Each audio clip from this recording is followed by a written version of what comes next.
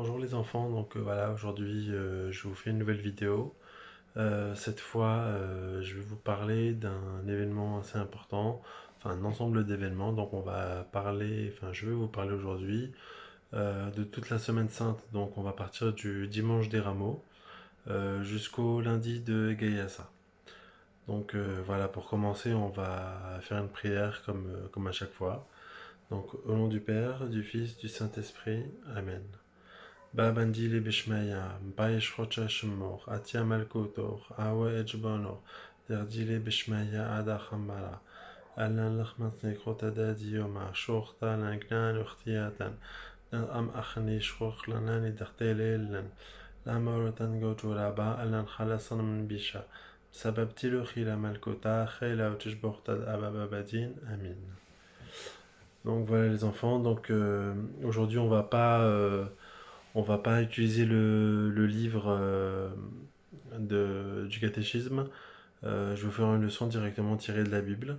Voilà, je vous présente ma Bible, hein, je vous l'ai déjà montré plusieurs fois. Pour ce premier texte, on va parler du premier événement qui est important sur la semaine qui arrive, c'est le dimanche des Rameaux. Voilà, nous on appelle ça les recharnés. Vous avez déjà vu à chaque fois qu'il y a cette messe qui est particulière. On a un rameau d'olivier dans les mains et on fait un signe avec le bras, voilà, pour le rameau. Donc il faut comprendre pourquoi on fait ça, d'où vient cette messe, cette façon de célébrer. Donc je vais vous lire le texte d'entrée de Jésus dans Jérusalem parce que le dimanche des rameaux, c'est l'entrée de Jésus à Jérusalem. Donc Jésus, il a prêché dans tout Israël, dans toute la Palestine, pendant très longtemps. Il est déjà venu plusieurs fois à Jérusalem, mais là, il avait annoncé à ses disciples, il savait que ça allait être vraiment la dernière ligne droite avant que Jésus soit amené à être crucifié et qu'il ressuscite. Donc voilà, le premier événement, donc c'est cette entrée de Jésus à Jérusalem. Alors moi je vais vous lire le texte selon l'évangile de Saint Jean. Vous verrez en description de cette vidéo, je vais vous mettre tous les textes qui font référence à chaque événement dont je vais vous parler. Donc vous pourrez regarder dans la description de la vidéo, il y aura les références bibliques pour ces textes-là. Comme ça vous pourrez retrouver dans la Bible le passage où il est fait référence aux événements que je vous raconte. Donc pour commencer, comme je vous ai dit, je vais vous lire l'entrée de Jésus à Jérusalem. Le lendemain, beaucoup de ceux qui étaient venus pour la fête apprirent que Jésus venait à Jérusalem. Ils prirent des palmes et vinrent à sa rencontre en criant Hosanna, béni soit celui qui vient au nom du Seigneur. C'est lui le roi d'Israël. Jésus avait trouvé un âne encore jeune et il monta dessus, comme le dit l'Écriture. Ne crains pas, Sion, ô ma fille, voici que ton roi vient à toi monter sur le petit d'une ânesse. Les disciples au début n'y pensèrent pas, mais lorsque Jésus entra dans sa gloire, ils se souvinrent qu'ils avaient fait pour lui cela et que tout ça avait été écrit pour lui. Tout le peuple qui était auprès de Jésus quand il avait appelé Lazare dans sa tombe et l'avait réveillé d'entre les morts rendait témoignage. C'est donc une foule qui vient l'accueillir parce qu'on leur avait parlé de ce signe que Jésus avait fait.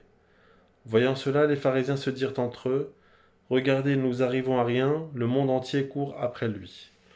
Donc vous voyez dans cet premier événement que je viens de vous lire, Jésus il est suivi par pas mal de gens, il y a encore pas mal de gens qui croient en Jésus, qui suivent Jésus, qui sont là avec lui pour vivre ce moment de joie. Donc le premier moment, voilà, c'est un moment de joie, donc Hoshana, Lala, Bebrame, voilà, Hosanna au plus haut des cieux. C'est vraiment une manière de montrer que les gens, ben, ils attendent Jésus vraiment comme quelqu'un de très important. Ils sont prêts à accueillir Jésus. Et on va voir que voilà, ben, dans les différents moments qu'il va y avoir sur le reste de la semaine, et ben voilà, ça sera plus difficile que ça pour les gens de rester solidaires avec Jésus. Alors, donc là, c'était pour le dimanche des rameaux, donc c'est dimanche prochain. Je sais même pas on est le combien, ça doit être le 3 ou le 4 avril, hein. Je vous avoue que J'ai un peu perdu aussi la notion des jours avec le confinement, ça devient un petit peu compliqué de se rappeler quel chiffre on sera dimanche. Mais en tout cas, c'est le prochain dimanche. Donc ça sera le dimanche. Donc le lundi, le mardi, le mercredi, il n'y a pas vraiment de choses spécifiques ou particulières aux offices religieux. Donc on va pas forcément revenir dessus. Mais voilà, on va parler ensemble de ce qui se passe le jeudi saint. Donc le jeudi saint, il y a deux événements très particuliers qui se passent. Donc un que vous vous attendiez peut-être, vous les garçons, parce que nous on le fait souvent avec des garçons, mais c'est le lavement des pieds. Donc Jésus qui lave les pieds de ses disciples. Là encore une fois, c'est pas quelque chose qu'on a inventé, c'est quelque chose qu'on fait en mémoire de Jésus parce que lui il l'a fait à ses disciples. Donc je vais vous lire un petit peu du passage du lavement des pieds parce que c'est très long. Donc vous pouvez toujours retrouver ça dans l'évangile de Saint Jean. Et ensuite, je vous parlerai de la deuxième chose qui se passe ce jeudi saint, qui est aussi très importante pour vous, qui préparez votre première communion. Donc là, je vais lire l'évangile de Saint Jean. Comme je vous ai dit, en description, vous retrouverez tous les évangiles qui parlent des événements que je vous raconte. Alors il se lève de table, retire ses vêtements et passe une serviette dans sa ceinture. Il verse de l'eau dans une cuvette et commence à laver les pieds des disciples. Ensuite, il les essuie avec la serviette qu'il a dans la ceinture. Quand il s'approche de Simon-Pierre, celui-ci lui dit : « Seigneur, tu ne vas pas me laver les pieds. » Jésus lui répondit : « Tu ne sais pas ce que je veux faire.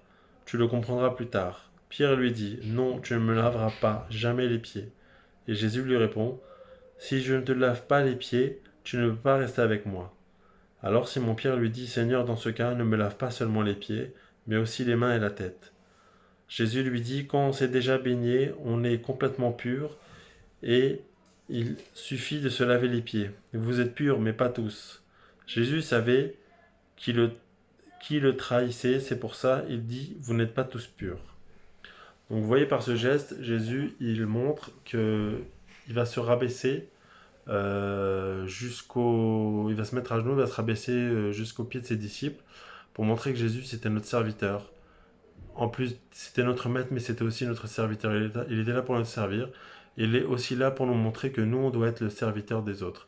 Que nous, on doit se rendre au service des autres pour les amener à devenir des personnes meilleures, les amener à faire du bien.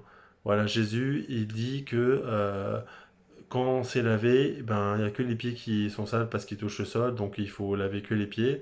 Ben voilà, nous on a reçu de Dieu le Saint-Esprit à travers notre baptême, donc on est lavé, mais il y a toujours des impuretés en nous, et ces impuretés, c'est Jésus qui vient les laver, et on va les recevoir à travers les différents sacrements qu'on va faire autour de notre vie.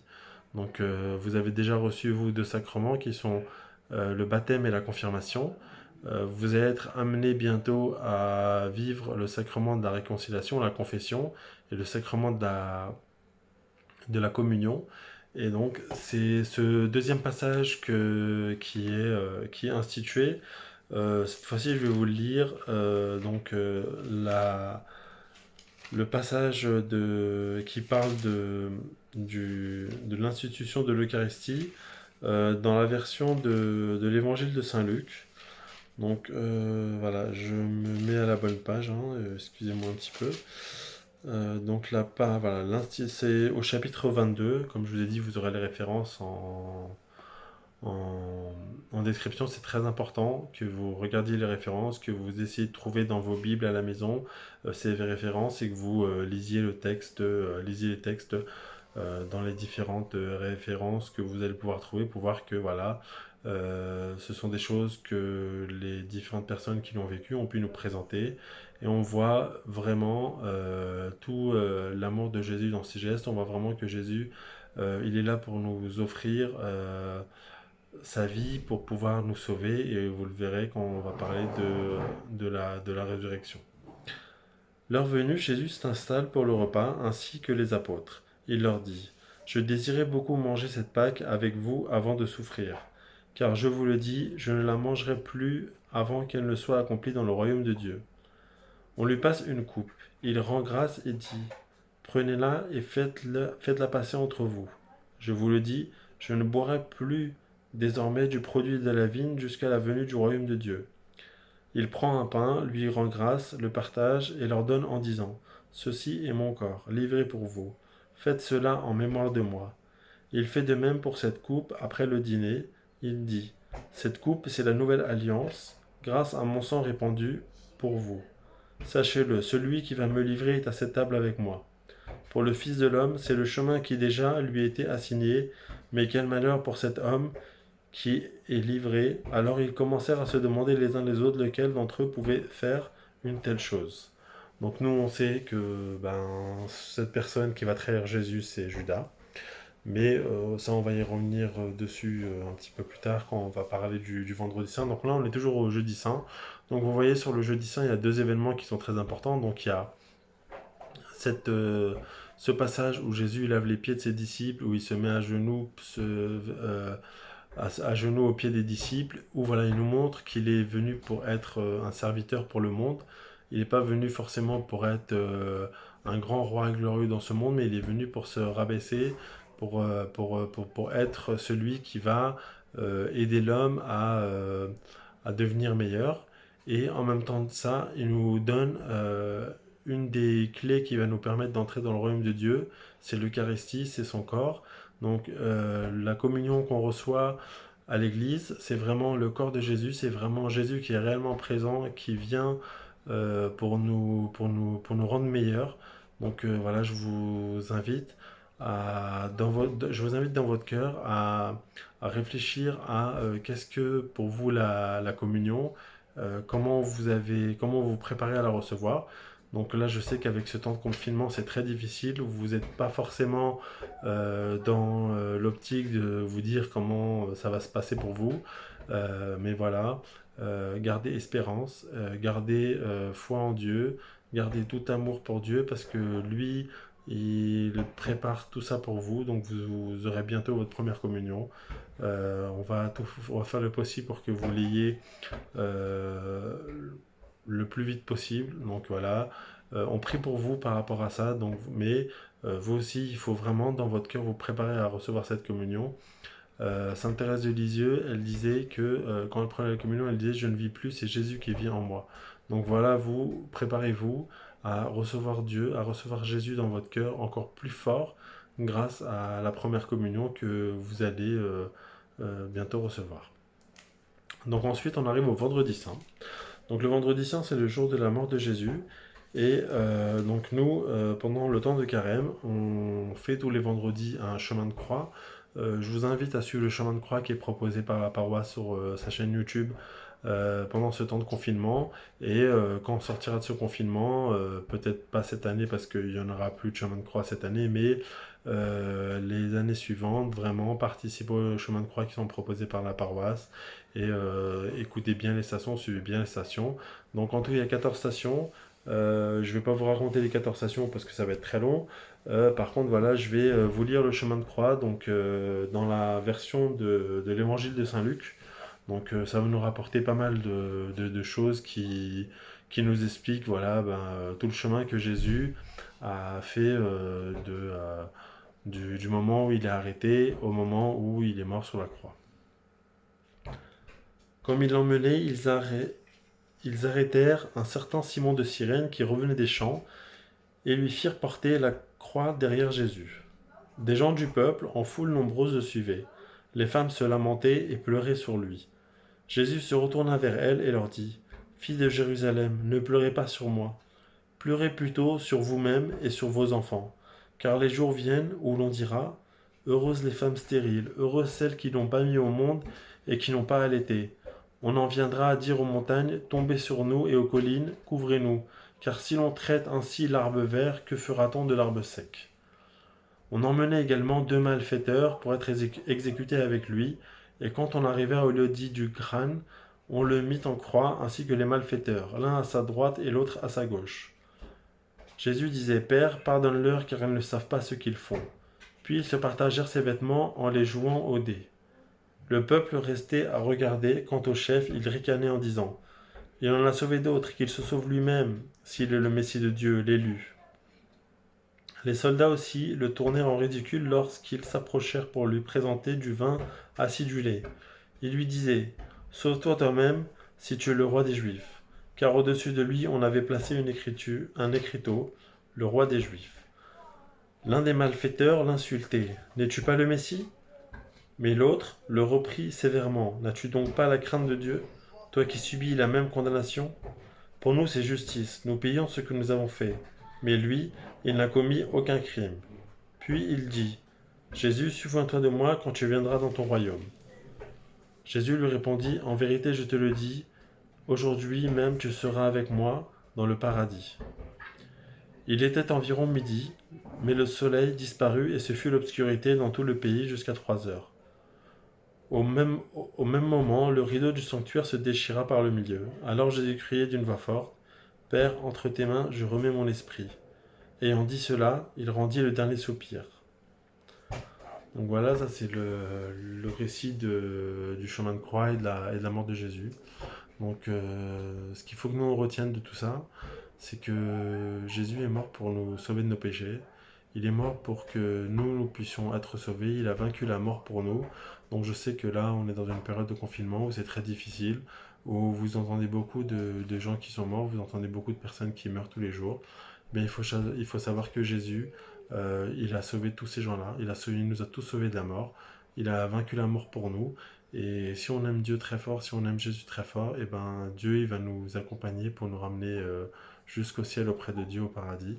Donc il faut prier pour toutes les personnes qui sont mortes, il faut prier pour toutes les personnes qui sont malades, il faut prier pour vos familles, pour nous-mêmes, et il faut garder tout le temps dans votre cœur le fait que Jésus il a vaincu la mort et que tout le mal qui peut arriver dans ce monde, Jésus l'a vaincu et que voilà, plus tard, quand on sera au ciel avec Dieu, eh ben, on verra que l'amour de Jésus est plus fort que tout le mal qu'on peut avoir sur cette terre.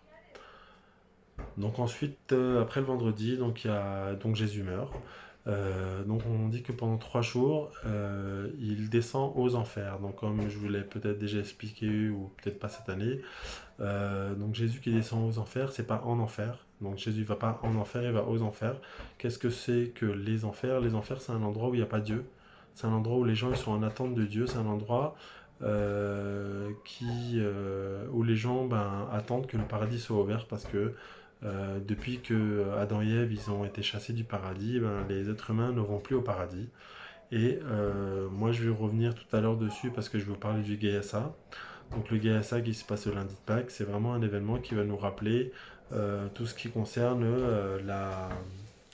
tout ce qui concerne, excusez-moi, euh, la vie, euh, la vie après la mort. Donc, on en est au samedi. Donc voilà, comme je vous ai dit, donc vendredi, samedi, dimanche, les 3 jours où Jésus il est mort, il est mis au tombeau. Donc le tombeau de Jésus est gardé par des gardes romains. Et donc c'est le samedi, c'est le jour du Shabbat. Donc les Juifs dont Jésus faisait partie n'ont pas le droit de venir voir les tombes ou de bouger de chez eux le jour du Shabbat à part pour aller à la synagogue et prier. Donc ils attendent le dimanche, ils attendent le jour du dimanche pour venir voir Jésus. Et donc nous on va célébrer à partir du samedi soir. Donc le samedi soir il va y avoir la messe et la messe à la fin de la messe, on va nous conter l'histoire de la résurrection de Jésus. Donc moi je vais vous raconter cette histoire à travers l'évangile cette fois-ci. On va aller sur Saint Matthieu pour changer un petit peu.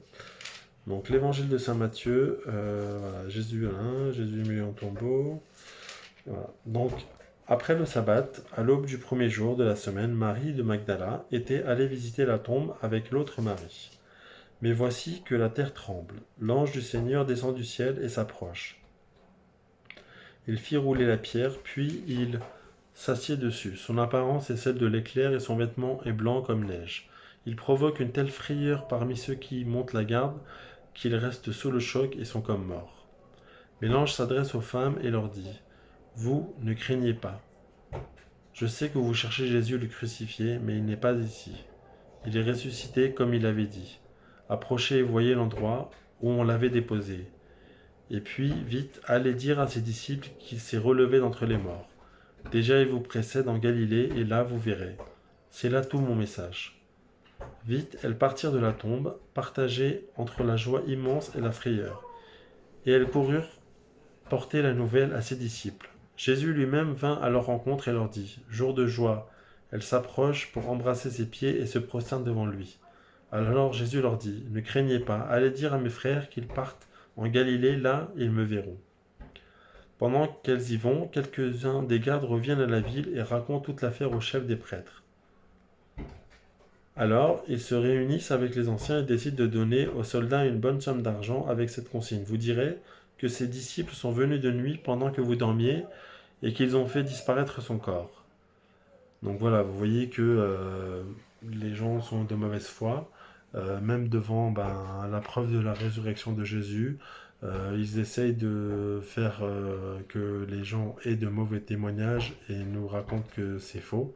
Donc nous, on croit que c'est vrai, on est sûr que c'est vrai, on sait que Jésus est ressuscité des morts et que il a donné sa vie pour nous, il a donné sa vie pour nous sauver du péché et il ressuscite et il va auprès du Père et de là, il prépare vraiment un chemin pour nous tous. Il espère tous nous accueillir dans le royaume de ce Père, il prie pour nous. Donc nous aussi, on doit prier pour faire la volonté du Père, pour qu'on puisse nous aussi nous rapprocher de cette joie d'être au ciel avec Jésus. Donc ça c'est ce qui se passe le dimanche. Donc voilà, le dimanche, c'est la résurrection du Seigneur. Chez nous on dit Qamle Maharan Shokhal Shemme. Dieu est ressuscité, saint est son nom. Moi, je vous invite, voilà, à vraiment, vraiment, pendant cette période qui va être la semaine sainte, ça sera une semaine un peu particulière parce qu'on n'est pas à l'église, on peut pas aller à l'église, on peut pas prier ensemble, mais priez pour nous, pensez à nous, priez pour vos camarades de classe de caté, priez pour moi, priez pour les dîmes, priez pour vos parents. Je pense que la paroisse va proposer pas mal de choses pendant cette période, donc n'hésitez pas à aller sur le YouTube de la paroisse pour voir tout ce qui se passe, pour pouvoir suivre les différentes célébrations qu'il va y avoir. Et donc on en arrive au lundi. Donc le lundi, un lundi qu'on pourrait appeler le lundi nouveau, parce que c'est le premier jour de la semaine à partir de la résurrection de Jésus. Donc si nous, notre jour du Seigneur, ça devient le dimanche, parce que Jésus ressuscite un dimanche, et qu'à partir de là, on commence une nouvelle semaine qui commence le lundi. Et ce nouveau lundi, nous, chez nous, le jour du lundi de Pâques, en fait, Gayassa. Qu'est-ce que c'est Gayassa? Alors Gayassa, c'est un théâtre qui est proposé pendant la messe, qui nous raconte l'histoire du bon larron. Donc vous vous souvenez, tout à l'heure, je vous ai lu l'histoire du chemin de croix où il y avait deux personnes qui étaient des malfaiteurs qui étaient avec Jésus. Et bien le bon larron, c'est le malfaiteur qui a dit à Jésus, toi t'as pas péché, toi tu mérites pas de mourir comme ça. Et Jésus lui a dit, toi t'inquiète pas, tu seras avec moi dans mon royaume dès ce soir. Et ben l'histoire du Gayassa, c'est une tradition chez nous qui veut que ce bon larron va aux portes du paradis. Et l'ange qui garde les portes du paradis, il n'est pas au courant que ce bon larron a reçu de Jésus la possibilité de rentrer dans le royaume. Et par là, nous, on considère que tous les êtres humains qui avaient été chassés du paradis à l'époque d'Adam et Ève, sont de nouveau, ils peuvent revenir dans le paradis grâce à ce bon larron. Et donc, le bon larron, il a une discussion très animée, très poétique, et souvent, nous, c'est un peu humoristique, mais il faut vraiment le prendre comme quelque chose de beau, comme quelque chose de vrai, quelque chose de magnifique, parce que vraiment, se dire que Dieu, il a accepté de nous reprendre avec lui dans le paradis, c'est vraiment une chance extraordinaire qu'on peut avoir, c'est vraiment quelque chose qu'il faut se dire que voilà, Dieu est vraiment, vraiment extrêmement bon avec les hommes. Il est miséricordieux. C'est vraiment lui l'amour parfait. C'est vraiment lui voilà, qu'il faut prier. Et ben, dans l'épisode du branle-bas-rond, le branle-bas-rond entre dans le paradis en montrant le signe vainqueur qui est la croix de Jésus. La croix de Jésus qui est le fait que Jésus se sacrifie par amour pour nous. Tout ce que Jésus fait, tout ce que Dieu fait, il le fait par amour pour nous. Et donc cette fête de Pâques, si c'est la plus grande fête qu'il y a dans l'histoire de la chrétienté, pour nous, pour tout le monde, il faut vraiment se dire que c'est parce que Dieu, il se donne par amour pour nous et que Dieu, il nous aime et que tout l'amour que Dieu a pour nous, il a donné dans son Fils Jésus qui s'est sacrifié, qui est mort, qui est ressuscité et qui nous aime. Et que Jésus, il est toujours là auprès de nous. Il envoie tous ses anges pour nous protéger, pour nous sauver. Donc il faut toujours prier Jésus, toujours prier ses anges. Il nous a donné plein de modèles à suivre, que ce soit la Vierge Marie, que ce soit Saint Joseph, que ce soit tous les saints que vous pouvez entendre. Je vous invite à chercher par exemple avec votre prénom qui est votre saint, patron.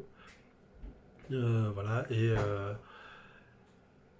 et voilà, je pense que je vous en ai dit pas mal aujourd'hui. J'espère que vous comprendrez un peu tout ce que j'ai dit. Si vous avez des questions, n'hésitez pas à poser des questions en commentaire, par message. Vous avez mon numéro de téléphone. Voilà, donc je vous souhaite une très bonne semaine sainte.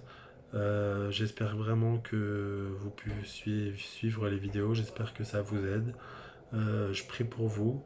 Et voilà, pour finir, on va prier ensemble un Je vous salue Marie en chaldéen comme d'habitude. Et voilà, je vous dis très bonne semaine sainte. Ça sera les vacances, mais je pense que je continuerai quand même à vous envoyer une ou deux vidéos pour que vous puissiez avoir toujours un contact par rapport à tout ça. Donc voilà, on va prier ensemble et je vous dis à très bientôt. Baba Bruna Rotrocha Halamin. Shlama Lachmaliam, Litaname, Maranma, Warata Benche, Borgere Peret Kasachisho. مات مليام يمدالام صارم بدلان أخني عطاي داغو سان موتان آمين شخالا ولولا ودرو خط خدشا من علم وعدم من علم آمين مؤمن